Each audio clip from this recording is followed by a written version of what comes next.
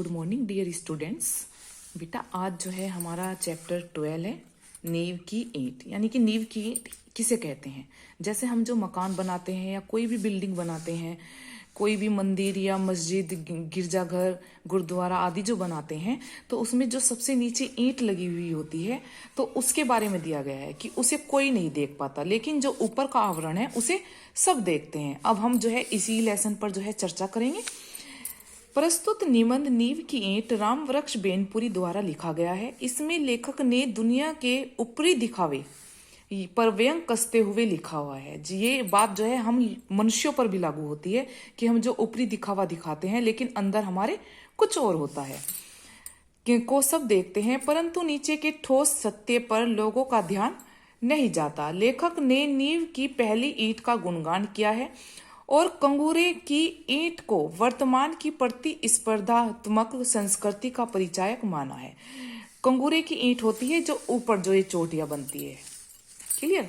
अब है वह जो चमकती सुंदर सुघड़ इमारत है वह किस पर टिकी है। इसके कंगूरे को आप अक्सर देखा करते हैं। क्या कभी आपने इसकी नींव की ओर भी ध्यान दिया है? हम नहीं देख पाते हैं इस चीज को। दुनिया बाहरी चमक देखती है, ऊपर का आवरण देखती है। आवरण के नीचे जो ठोस सत्य है उस पर कितने लोगों का ध्यान जाता है? शायद किसी का भी नहीं जाता होगा। ठोस सत्य सदा शिव ही होता है, किंतु वह हमेशा ही सुंदर भी हो यह आवश्यक भी नहीं। सत्य कठोर होता है।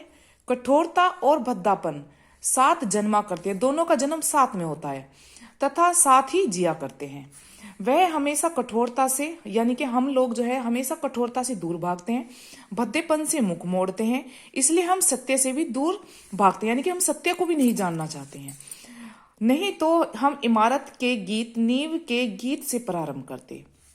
वह ईंट धन्य है कौन सी जो कट छट कर कंगूरे पर चढ़ती है। अभी मैंने आपको कंगूरे दिखाए हैं ऊपर, जो कट छट कर यहाँ दिखती है, जो है चढ़ती है और बरबस लोक लोचनाओं को अपनी ओर आकर्षित करती है। आकर्षित का मतलब है अपना ध्यान जो है उनका अपनी ओर खींचती है।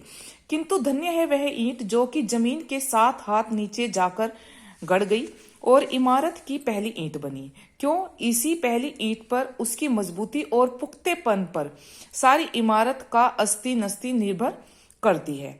उस ईंट को हिला दीजिए, कंगूरा बेहताशा जमीन पर आ गिरेगा। बिल्कुल सही बात है ये।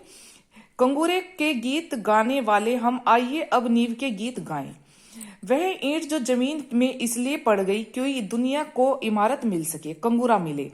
वह ईंट जो सब ईंटों से ज्यादा पक्की थी, जो सबसे ऊपर लगी होती तो कंगूरे की शोभा 100 गुनी कर देती, क्योंकि नींव में तो हम पक्की ईंटें लगाते हैं, कच्ची ईंटें तो लगाते ही नहीं है। किंतु जिस ईंट ने देखा इमारत की पायेदारी उसकी नींव पर मुनहसिर होती, इसलिए उसने अपने आप को नींव में अर्पित किया। वह ईंट जिसने अपने आप को 7 हाथ जमीन के अंदर इसलिए गाड़ दिया कि इमारत जमीन के ऊपर 100 हाथ तक जा सके, यानी उसको मजबूती मिल सके। वह ईंट जिसने अपने लिए अंधकूप इसलिए कबूल किया कि ऊपर के उसके साथियों को स्वच्छ हवा मिलती रहे और सुनहरी रोशनी मिले। वह ईंट जिसने अपना अस्तित्व इसलिए विलीन कर दिया कि संसार एक सुंदर सृष्टि दिखे।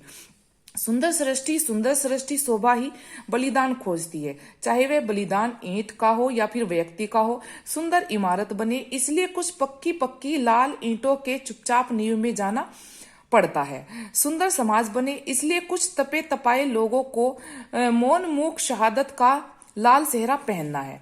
शहादत और मौन मूक, जिस शहादत को शोहरत मिले, जिस बलिदान को प्रसिद्धि प्राप्त हुई, वह इमारत का कंगूरा है, मंदिर का कलश है। हाँ, शहादत और मौन मूक यही समाज की आधारशिला है। ईसा की शहादत ने ईसाई धर्म को अमर बना दिया, सब जानते हैं।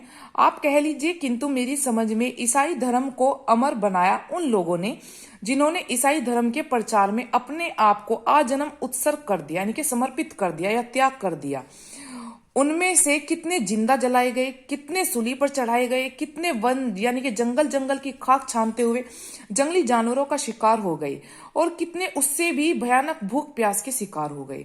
उनके नाम शायद ही कहीं लिखे गए हों, उनकी चर्चाएं शायद ही कहीं पर होती हों, किंतु ईसाई धर्म उन्हीं के पुण्य प्रताप से आज भी फल फूल रहा है, क्योंकि उन लोगों ने बलिदान दिया है। वे नींव की ईंट थे। गिरजाघर के कलश आज भी उन्हीं की शहादत से चमकते हैं। आज हमारा देश आजाद हुआ सिर्फ उनके बलिदान के कारण नहीं, जिन्होंने इतिहास में स्थान लिया। देश का शायद ही कोई ऐसा कोना हो जहां कुछ ऐसे व्यक्ति दधीची नहीं हुए हों, जिनकी हड़ियों के दान ने ही विदेशी वृत्रासुर का नाश किया। वृत्रासुर जो है एक राक्षस था। हम जिसे देख नहीं सके वह सत्य नहीं है, यह है मूढ़ धारणा। सत्य तो ढूंढने से ही मिलता है। ऐसी नींव की ईंट की ओर ध्यान देना हमारा काम है, हमारा धर्म है। सदियों के बाद नए समाज की सृष्टि की ओर हमने अपना पहला कदम बढ़ाया है। नए समाज के निर्माण के लिए हमें नींव की ईंट चाहिए। अफसोस, कंगूरा बनाने के लिए चारों ओर होड़ा होड़ी मची है। नींव की ईंट बनाने की कामना लुप्त हो रही है। होड़ा होड़ी से मतलब है कि सभी मनुष्य जो है अपने आप को ऊंचा दिखाने की कोशिश कर रहे हैं कि मेरा भी नाम हो, मुझे भी लोग जाने। उससे तात्पर्य है यहाँ पर लाखों गांवों का नवनिर्माण, हजारों शहरों और कारखानों का नवनिर्माण। कोई शासक इसे संभव नहीं कर सकता। जरूरत है ऐसे नौजवानों की जो इस काम में अपने आप को चुपचाप खपा दे, जो नई प्रेरणा से अनुप्रमाणित हो, एक नई चेतना से अभिभूत हो, जो शाबाशियों से दूर रहे, दलबंदियों से दूर रहे, जिनमें कंगूरा बनने की कामना न हो, कलश कहलाने की इच्छा न हो और वासना न हो। सभी कामनाओं से दूर रहें, सभी वासनाओं से दूर रहें। उदय के लिए आतुर समाज चिल्ला रहा है। क्या चिल्ला रहा है? हमारी नींव की ईंट किधर है? देश के नौजवानों को यह चुनौती है।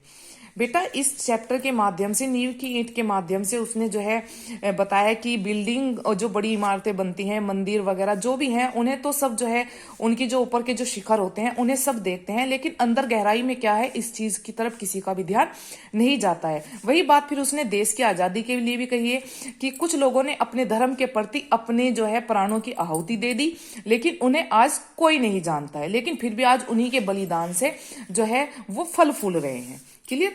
अब ये हमारे वर्ड मीनिंग है यहाँ पर, ये आप अपनी नोटबुक में करेंगे। फिर हमारे क्वेश्चन नंबर 1 है, नींव की ईंट ने अंधाकूप में रहना क्यों कबूल किया? इसका आंसर हम यहीं से लिखेंगे। नींव की ईंट ने अंधाकूप में रहना इसलिए कबूल किया, ये पेज नंबर हमारा 87 पर है, ताकि ऊपर के साथियों को स्वच्छ हवा मिलती रहे और सुनहली रोशनी मिलती रहे। अब हमारा क्वेश्चन नंबर 2 है, हम सत्य से दूर क्यों भागते हैं? इसका आंसर यहाँ है, क्योंकि हम कठोरता और सत्यता के भद्देपन से अपने मुख को मोड़ते हैं, सत्यता को मानना नहीं चाहते हैं, इसलिए हम सत्यता से दूर भागते हैं। थर्ड क्वेश्चन है हमारा कि दधीची ऋषि का नाम क्यों प्रसिद्ध है? क्यों प्रसिद्ध है दधीची ऋषि का नाम प्रसिद्ध? अब देखिए, दधीची ऋषि जो है का नाम इसलिए प्रसिद्ध है क्योंकि विदेशी वृत्रासुर का नाश उन्हीं की हड्डियों के दान से बनाए हुए धनुष बाण से हुआ था। ये आप ब्रैकेट में लिखेंगे या यहाँ लिखेंगे वज्र नामक अस्त्र से हुआ था। क्लियर? अब हमारा नंबर 4 क्वेश्चन है, नव निर्माण करने वालों को किससे दूर रहना होगा? नव निर्माण का जो है करने वाले लोगों को जो है किससे दूर रहना होगा बेटा? शाबाशियों से, दलबंदियों से, कंगूरा बनने की कामना से, वासना से दूर रहना चाहिए। अब नंबर क्वेश्चन है हमारा जो है किसी भी समाज की आधारशिला क्या है? यह है कि किसी भी समाज की आधारशिला उसके निस्वार्थ भावना से ऐसा करने वाले उसके नौजवान हैं, यानी कि जो निस्वार्थ भावना से उसकी सेवा करते हैं। फिर है क्वेश्चन हमारा दीर्घ, नींव की ईंट और इमारत के कलश में क्या भिन्नता है, यानी कि क्या मतलब इनमें दोनों में अंतर है? भिन्नता का मतलब है अंतर। देखिए आंसर इसका, नींव की ईंट जमीन में 7 फुट अंदर तक गाड़ी जाती है ताकि ऊपर के भवन को मजबूती प्रदान की जा सके, परंतु नींव की ईंट किसी को भी दिखाई नहीं देती। और इमारत का कलश सबको दिखाई देता है, जो लोगों का ध्यान अपनी ओर आकर्षित करता है। यही दोनों में भिन्नता है। अब हमारा है इसका नेक्स्ट क्वेश्चन, लेखक के अनुसार देश को आजाद कराने वाले सच्चे वीर कौन कौन से हैं? लेखक के अनुसार देश को आजाद कराने वाले सच्चे वीर जो है कौन कौन से हैं, जिन्होंने अपने धर्म की खातिर जिंदा जलाए गए, सूली पर चढ़ाए गए और कितने ही वन में खाक छानते हुए जंगली जानवरों का शिकार हो गए और कितने ही भयानक भूख प्यास का शिकार हो गई। लेखक के अनुसार ऐसे लोग ही देश को आजाद कराने वाले सच्चे वीर हैं। अब हमारे इसके बहुविकल्प हैं। चारों ओर होड़ा होड़ी मची है का क्या तात्पर्य है? यानी कि एक दूसरे से आगे बढ़ने की प्रतिस्पर्धा। हम नीव के गीत क्यों नहीं गाते? कठोरता से दूर भागने के कारण। फिर है वरत्रासुर के नाश के लिए किसकी हड्डियों का आज जो है व्रज बनाया गया? दधीची की हड्डियों का। अब नीचे ये अपठित बोध है, ये भी आप लिखेंगे, ये भी आपको लिखना है और इसके क्वेश्चन भी तीनों करने हैं आपको। मैं इसकी पीडीएफ आपको बना करके दे दूंगी। क्लियर बेटा? और डेली का अपना डेली वर्क करेंगे। किसी बच्चे का वर्क इनकम्प्लीट नहीं रहना चाहिए।